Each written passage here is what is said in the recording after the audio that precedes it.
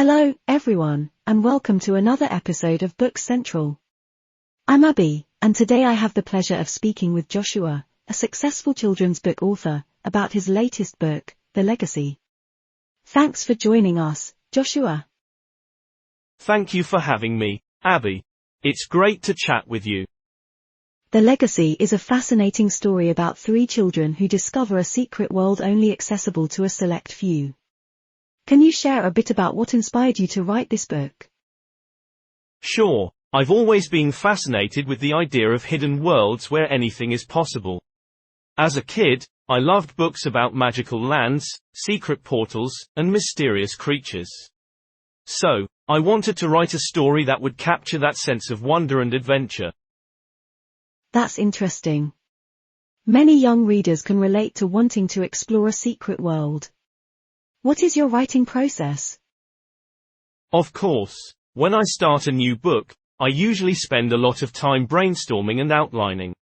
I want to make sure I have a clear idea of the story I want to tell and the characters I want to write about. Then, I dive into the first draft, which I like to do on paper with a pen. It helps me to get into the story and the characters' heads. That's a unique approach. Many writers prefer to go straight into typing on the computer. What challenges did you face while creating The Legacy? One of the biggest challenges I faced was ensuring the story was engaging and exciting for young readers. I wanted to ensure the book had enough action and adventure to keep their interest. But I also wanted to ensure the story had heart and was relatable. Finding that balance can be tricky. Absolutely. And I think you did a great job with The Legacy. It really keeps the reader hooked from beginning to end. Do you have any tips or tricks you've learned along the way for aspiring children's book authors? Definitely. One tip is to try to think like a kid when you're writing. Remember what it was like to be that age and what you enjoyed reading about.